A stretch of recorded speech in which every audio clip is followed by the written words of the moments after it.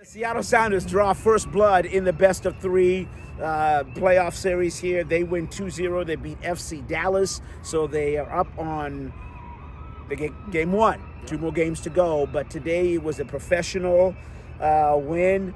Russell, how did they win this from a professional perspective? Yeah, it was a little dicey there in the first half. You know, there's plenty of chances for FC Dallas to take the initial lead.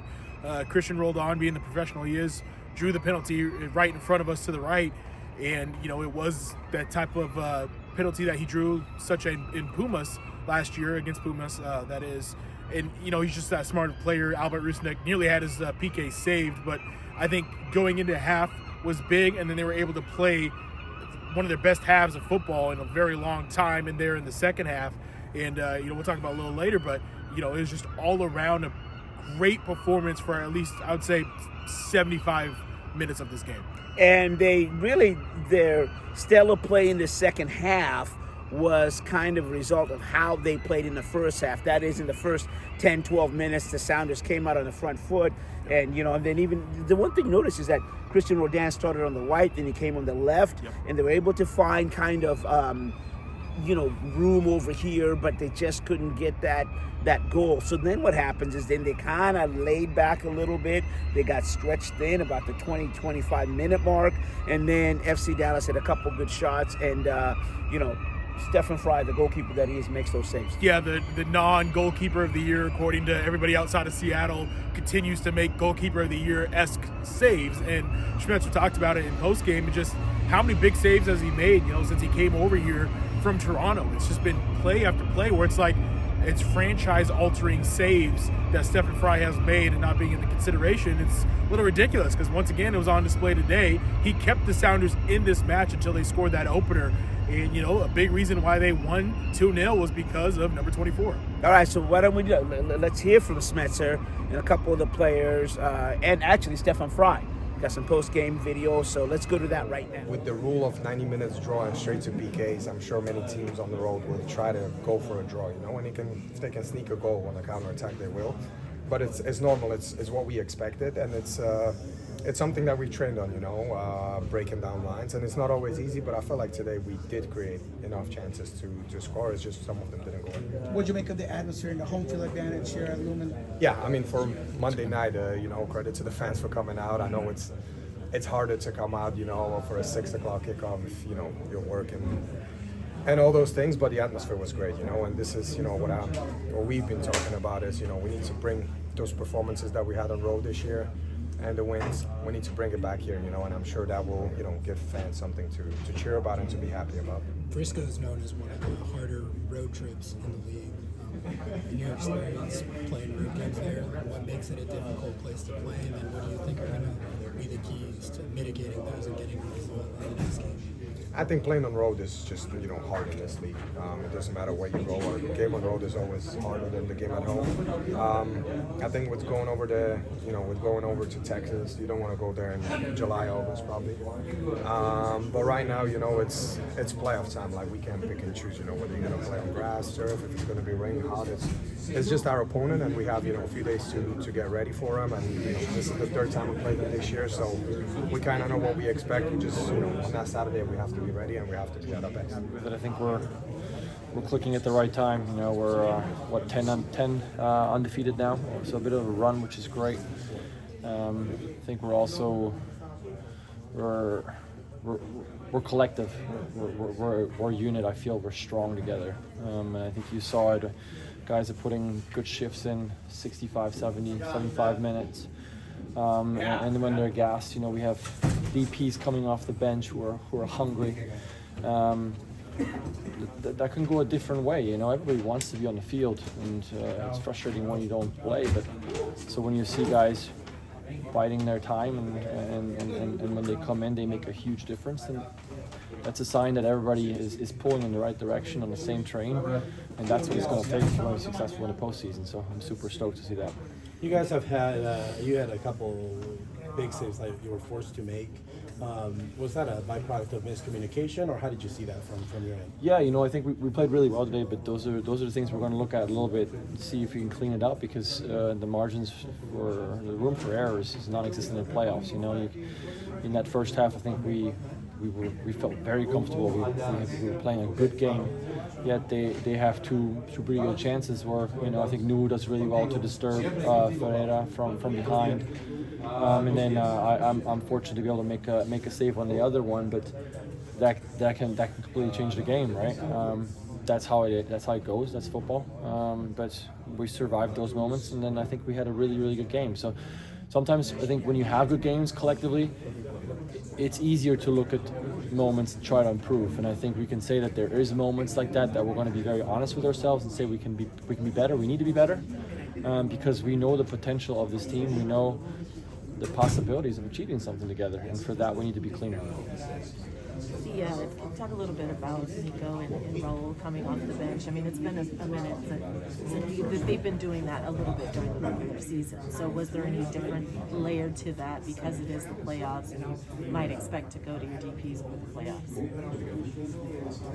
Yeah, I mean, that's the gaffer makes those decisions on who starts and who plays. But I have to say, again, kind of what I alluded to there before, that everybody wants to play. And I've seen in the past sometimes that means players that don't get to play, they start pouting. They go the wrong way, the wrong direction, and it hurts the team ultimately. We're not seeing that. We're seeing the opposite. We're seeing guys who are hungry, who appreciate coming in and being able to make a difference. And what a luxury to have, to be able to put Nico Lodeiro onto the field, to put Raul Ruiz onto the field. This is usually the time where opponents are like, sweet, starting 11 is coming off. Maybe it's a downgrade. And it's definitely not a downgrade when you have those guys come in. So, and then just the way they played, hungry. I loved it. I mean, Nico's involved in the second goal. It's a great team goal. I had an amazing angle of it. We had good patience there, good overlap by Nu. All the things we've been working on, and they kind of came together. And it's great to see that, because I think it's when you can show an example of who've done things well, and you can commend every part that played their part in that. It feels good. And then it's going to be easier to keep pushing hard and keep going and training and trying to get better. So good, first step good. Long ways to go. Gotta keep putting the effort in and trying to get ready for the game at Dallas. Going back to when you get stretched defensively, because the couple times you were stressed, they took a couple of shots, but you were able to regain. Is that something when you look at just the communication and trying to stay together? Because look like that's what happened a couple of times. You got stretched. Yeah, it's twofold. One, it's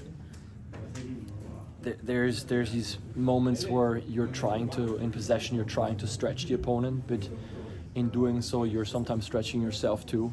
And so if it doesn't come off, that one critical pass, you've kind of shot yourself in the foot, right? And you leave yourself exposed or stretched.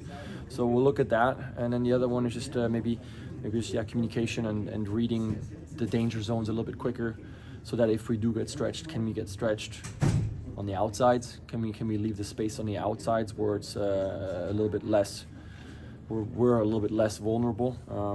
In those two instances, I think we left a bit of a hole in the middle, and obviously we know that's the danger zone. So we'll look at it. It'll be good to get different viewpoints, the bird's eye view that we always get, and more tactical things, so we can see exactly what went wrong and how we can fix it. 12 minutes were really good. The last 12 minutes were really good. Maybe you're talking about that spell in between those moments. Yes. The two mistakes, I would call them mistakes, where that led to Steph Frei's great saves. We might want to write those off. I don't think they were, maybe I'll have to see the tape, maybe they were tactical, maybe not. But it's momentum, it's pro sports, it's sports in general. They had a bit of belief, it's ebbs and flows in the game. We'll look at it on tape. Their pressure, they ramped it up.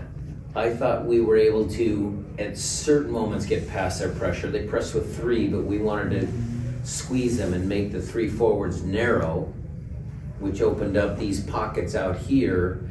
And so it worked some of the time, and we'll fine-tune that. As far as our pressure was concerned, I give Jordan a lot of credit, not just for the goal, but he was working tonight. think Albert did a great job. Christian always gives us everything. Josh Atencio worked his butt off.